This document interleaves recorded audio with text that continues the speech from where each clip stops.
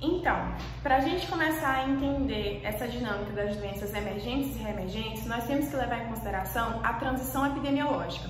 E o que é essa transição epidemiológica? É justamente mudanças que ocorreram no padrão de mortalidade, morbidade e invalidez de uma certa população.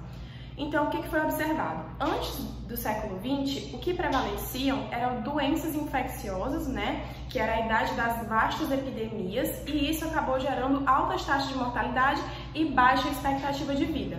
Após o século XX, o que pôde ser observado foi justamente a substituição de doenças infecciosas por doenças crônicas, e que isso baixou as taxas de mortalidade e houve ganhos na expectativa de vida. Somado a isso também, nós ainda temos as lesões por causas externas, que é o caso do aumento da violência. No contexto de Brasil, o que nós podemos observar também depois do século XX foi o surgimento de novas doenças transmissíveis e o ressurgimento de doenças que nós achávamos que já estavam sob controle. Nós podemos citar também alguns fatores que contribuíram para a emergência dessas doenças infecciosas, que é justamente a demografia e os comportamentos humanos, as guerras, o movimento da zona rural para a zona urbana, o comportamento sexual dos humanos acabou, por exemplo, aumentando a incidência de hepatites virais.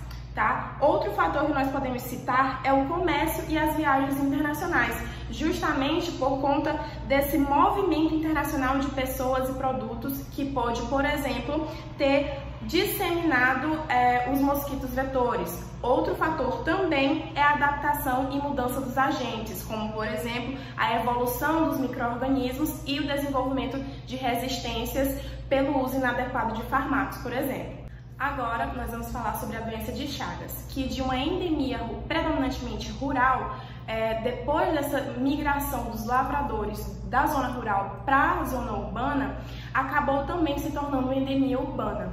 É estimado que 60% da população chagásica resida nas cidades. Observam-se também mudanças clínicas e laboratoriais da doença quando associada à imunodepressão por meio de drogas ou por comorbidades. No Brasil, a transmissão por meio do Triatoma infestans está sob controle, mas a transmissão do Trypanosoma cruzi por via oral, ela ocorre de forma esporádica e circunstancial, devido ao consumo de alimentos contaminados.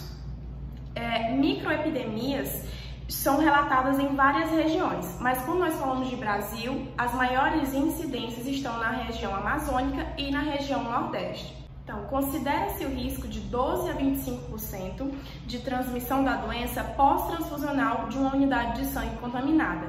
Ainda também permanece o risco por meio de uma transfusão de rim, de sangue, de medula óssea, certo? Devido a uma falta de triagem sorológica adequada, ou também pela necessidade de transplantar um órgão de um indivíduo chagásico. A transmissão congênita, ela é estimada a cerca de 1%, na transmissão vertical, na hora do parto, ou também pelo aleitamento materno ou pelo sangue contido nas fissuras mamilares.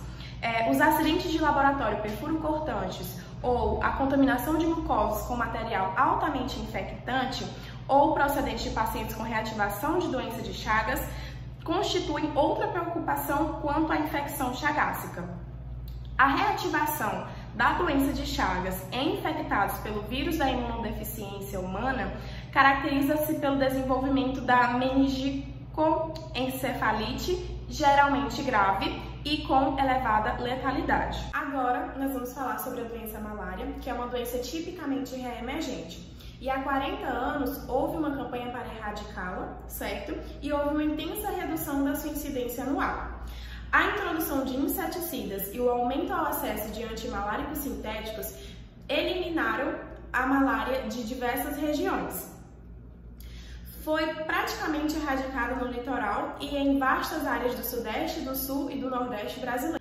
A sua incidência, infelizmente, voltou a crescer em todo o mundo, exceto na Europa e na América do Norte, principalmente porque lá ainda há investimentos para poder controlar a doença. A incidência mundial atualmente é bem maior do que a de 40 anos atrás e a causa dessa procedência é justamente por conta da resistência dos parasitas aos antimaláricos e dos vetores aos inseticidas. O problema decorrente da infecção malárica, ele parece não se resolver com apenas uma medida, ou só com tomar um antimalárico, ou com vacina, ou com inseticida, né? Mas com a associação de meios adequados às condições epidemiológicas de cada região.